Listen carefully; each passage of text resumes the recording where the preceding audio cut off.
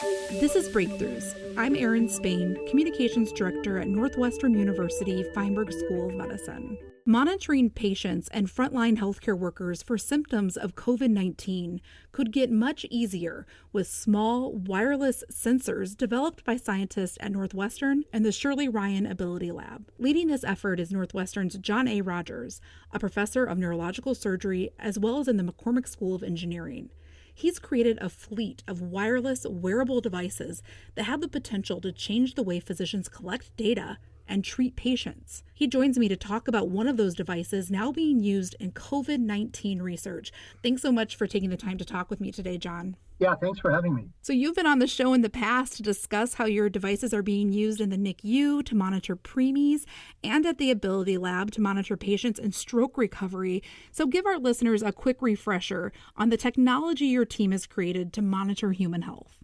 Fundamentally, I'm an engineer. My expertise is in material science, but I'm very much interested in biomedical engineering. And so what we've been able to put together over the last decade of work in the academic lab is a set of recipes and materials and design approaches for creating electronic systems, wireless biosensor systems that are soft and compliant with the human body. The skin is a particularly interesting place of integration for a device of that class. We've been able to develop platforms that essentially reproduce ICU-grade monitoring capabilities, but outside of the hospital in a wireless form with a Band-Aid type form factor that can really provide tremendous data streams to guide decisions around how to treat patients. As you mentioned, one of our focus areas has been on the most fragile of patients that you would encounter in a hospital, premature babies. But even beyond that, thinking about maternal, fetal, neonatal, pediatric health, these are classes of patients who could really benefit from these type of technologies, all the way through the intrapartum period to the birthing process to the development of the neonate into that pediatric phase of their lives. And so we have a number of programs in that area. Rehabilitation science is another space that we're excited about. And as you mentioned, we've worked with stroke survivors devices to monitor various processes around dysphagia and aphasia to help guide a personalization of the rehabilitation protocols on an individual basis. We've worked with Parkinson's patients to pick up sort of signs of motion disorders, infants at risk for the development of CP, for instance. So a number of different applications across many departments at Feinberg. I think we probably have maybe 250, 300 patients engaged in clinical studies with these kinds of devices. And it provided a really powerful base of technology for the activities we're now engaged in around engineering approaches to help with the management of this pandemic. Tell me about the device being used in the COVID-19 research and how it's being deployed. So this is a class of device, again, that kind of Band-Aid-like form factor, wireless device that's designed explicitly to mount on a very unusual part of the anatomy that turns out to be a very powerful location for measuring symptoms specifically associated with COVID-19, and that is the suprasternal notch. It's kind of the base of the neck, right above the point where the collar bones join in the center of the chest. We place these devices at that position, and we embed within them very high precision, high bandwidth motion sensors, essentially, and we can pick up from that location vibratory signatures of underlying body processes. So, for example, we can measure the sounds associated with respiratory action, the flow of air through the air pipes, the throat and the lungs. We can measure coughing events. We can measure characteristics of coughs. It's almost like having a stethoscope like glued to your neck is the way you can think about it. So you can measure all sorts of characteristics associated with cough. You can measure swallow. You're close enough to the carotid artery. You can measure signatures, motion signatures associated with pulsatile flow of blood through the carotid artery. And so these data streams provide tremendous information content that's relevant to early symptoms of the development of COVID-19 disease. We were approached by people initially at the Shirley Ryan Ability Lab, but subsequently from a number of different hospitals downtown, including Northwestern Memorial Hospital, about the possibility of using these devices to measure the key symptoms associated with COVID, which, as reported in a recent article in the Journal of the American Medical Association, are cough, fever, and respiratory characteristics, specifically shortness of breath. And this device is perfectly situated in terms of its engineering design and its body location to measure those parameters. So we have a temperature sensor, we have a motion sensor. It's all wireless in its operation. It's completely sealed, so it's waterproof and very easily sterilized. And you simply apply it to that position, that suprasternal notch, and you just let the device make measurements continuously during the course of the day. And so we can count coughing events. We can measure respiratory activity, respiratory rate. You can pick up shortness of breath, respiratory sounds. We're getting a skin temperature measurement from that location, so we can look at the development of a fever, for instance. This opportunity was brought to us. And so, as engineers, we don't want to be in a position where pushing technology on people. But if physicians come to us and they say that they need these monitoring capabilities, then we go into our toolbox and see what we can do to help them with that, from an engineering standpoint. And this was a good match between need and technical capability, around these soft skin interface device platforms that we've been working on, over the years. And so, we were contacted maybe 3.5 weeks ago and alerted to this need and this possibility. And the folks at the Shirley Ryan Ability Lab are already very familiar with this basic device because we're measuring swallowing and speech and stroke survivors to help with rehab around dysphagia and aphasia. And so we were able to modify that device for coughing, respiratory activity, and fever. And that's really what we've been working very hard on over the last 3 weeks. And at this point, I think we have 25 devices in active deployments, both in the home and in the hospital environment, both on patients and frontline health care workers. And so I think we have more than a terabyte worth of data, 2,000 hours of recording. And a lot of the effort was in simplifying the user interface to make it as seamless as possible, putting in place a HIPAA-compliant cloud, automated algorithms that can analyze data as it arrives at cloud location, and then produce graphical outputs in the form of a dashboard that a physician can look at to determine either the early signs of the development of the disease in what were otherwise uninfected individuals at risk, nurses, physicians, respiratory rehabilitation scientists, but also on patients, so that they can monitor sort of their progression, their improvement or deterioration, over time in the context of various therapeutic procedures that are being evaluated and tested. John, you said it's just been a few weeks since these devices were deployed and you started gathering the data and being able to look at it. When will you be able to start sharing some results and what you're learning? Well, the results are already being shared with the patients and the physicians and the staff at Shirley Ryan Ability Lab, and also more recently with doctors at the Northwestern Memorial Hospital. So in terms of more broad public sharing, this is the first kind of announcement of what we've been doing, this press release that went out today. We're eager to share everything that we know about the devices and everything about the data that we're collecting. I think as academic scientists, we'll eventually publish these results in a peer-reviewed journal so that others in the scientific community can kind of take a look and maybe build on what we've been able to do. But we've just been completely swamped in just getting all of the hardware and the software systems together and deployed in a way that can be used effectively by people who are either very busy or very sick. And so there's been a lot around the software engineering to make these devices as automated as possible. So for instance, we had to put in place firmware and software that will automatically initiate a data download process when the device is placed on the charger. So a patient, a physician does not have to work through a menu of items and selections and file naming schemes on an app. They just put the device down and it's done. It completely does all the upload, all the automated algorithms and data analysis. And then when they take it back off the charger, it automatically turns on. You take it off and you put it on the suprasternal notch and you go. So we've been working on those aspects, the algorithms, the cloud, and so on. And so this is not the first priority is not publish a paper. That's usually what academics want to publish. How do I publish more papers? We'll do that, but that's not the number one priority right now. We got to get the hardware figured out. And I think we're in a good spot now, but 2 weeks ago we were not. We have to put all this together. Tell me about the plans then to create more of these devices. It's a pretty cool part of this story is that these devices can be manufactured here on campus in our Simpson Query Biomedical Research Building. How is that made possible? Well, it's made possible by philanthropy, quite frankly.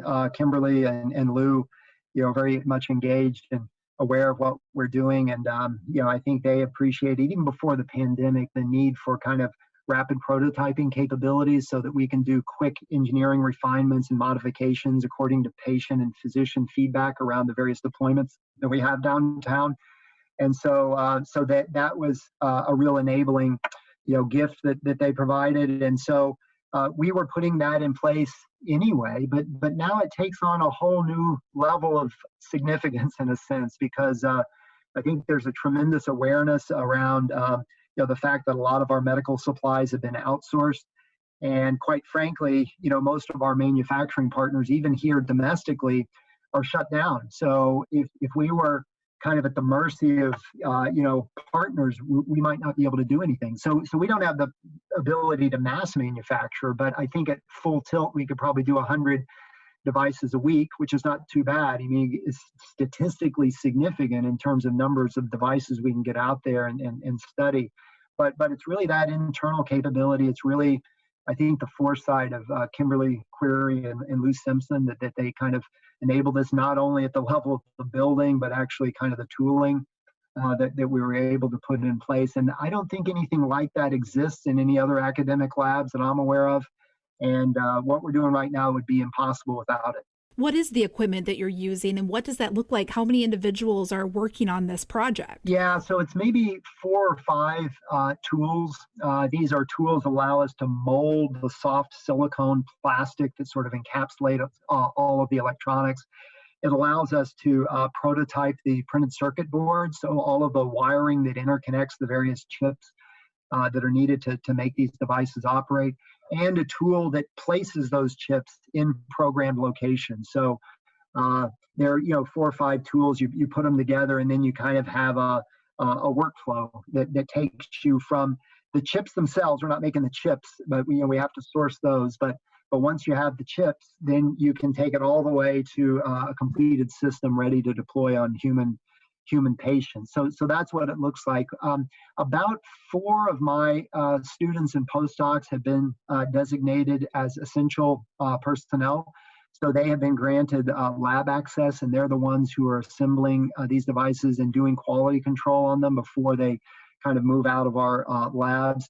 And then I have another 10 postdocs and graduate students who are working on the software and the algorithm side of the overall, system. So, it's maybe 12, 15, total people in the group that are working on this. And how are they and how are you feeling about being able to contribute during this pandemic? Is this something that you could have ever imagined doing? Well, I think we want to do what we can. We also don't want to kind of overstate what we're doing. We're doing everything that we can to help. This is going to be one of multi-component, set of strategies, obviously, to deal with the pandemic. And I think we happen to be in a good spot, and we have all of the capabilities that are needed to kind of make an impact at some level, kind of in a meaningful way. And the students and postdocs have just been tremendously energetic and enthusiastic about getting involved. And it's kind of interesting to see because,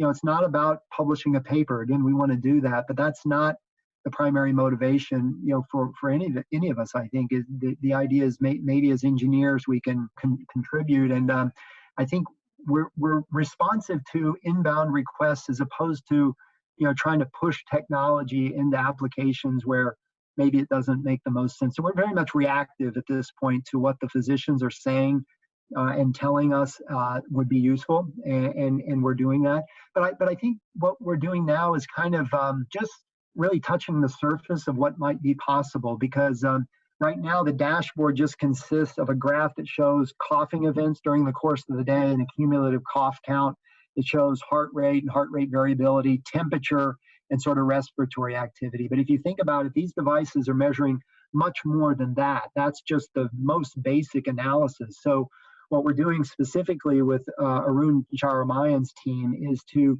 really dig into the data and apply techniques of machine learning and artificial intelligence to see if we could pick up more subtle but maybe even more valuable indications of a patient's status. So not just determining whether a cough happened or not, but what were the sounds associated with that cough? Was that a dry cough or kind of a wet, wheezy cough? Did the patient swallow after they coughed? That can tell you about the nature of the cough.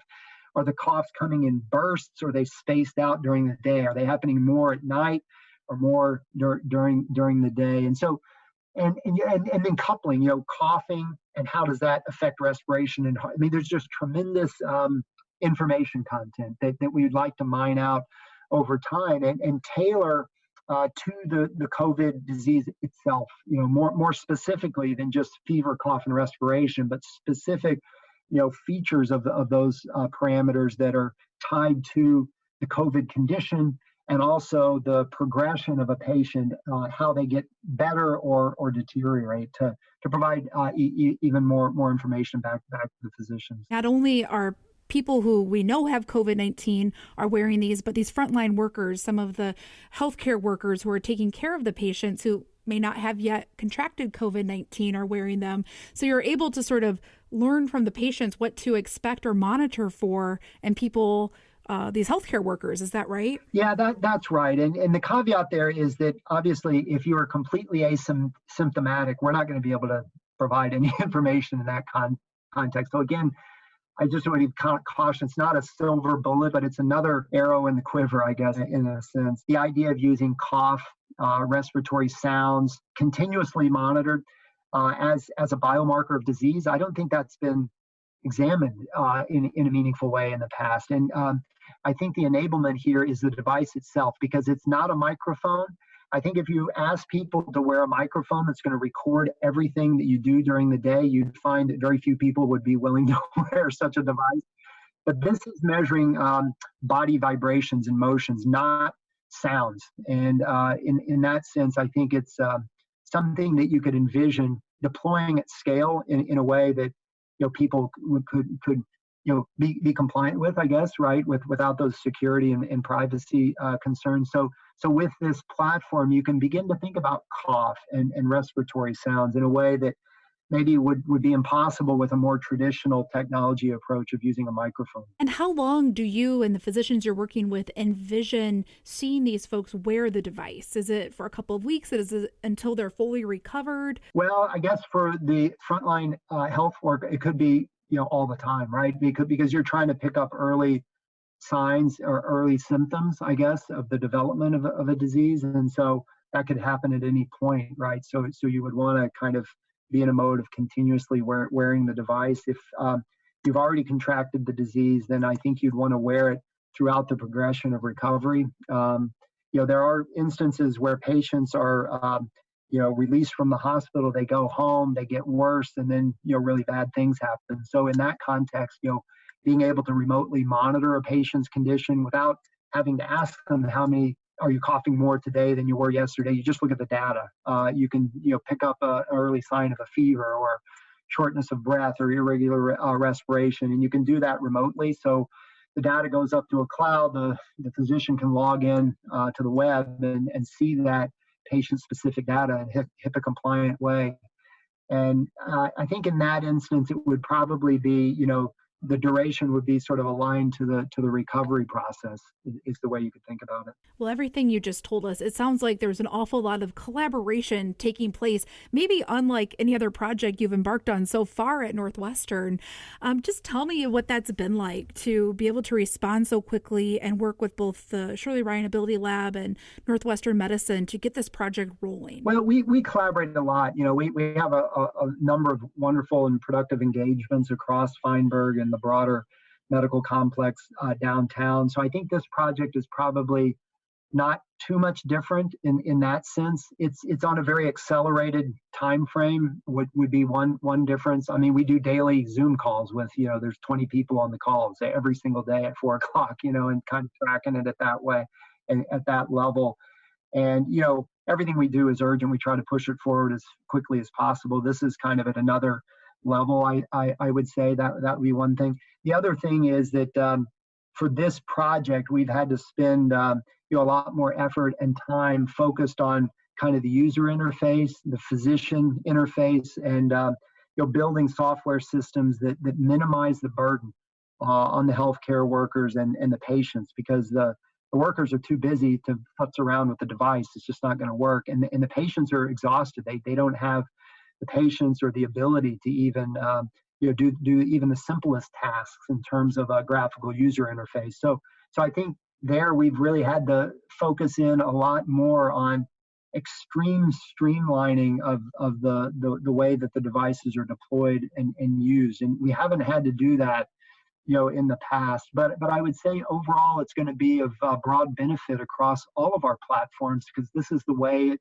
probably should work for everyone. I mean, nobody wants to have to mess around with another gadget. You just want a little sticker, you put it on, you forget it, you peel it off, put it on the charger, and that's it. That's all you do. And so I think in some ways it's been a forcing function for kind of qualitatively improving that user experience, and I think that'll be valuable across the board. Well, thank you, Dr. John Rogers. We're so excited to hear about some of these results once you publish something. And even in the meantime, please keep us up to date on what you find out and how the project's going. Yeah, great. Thank you for having me as part of this podcast.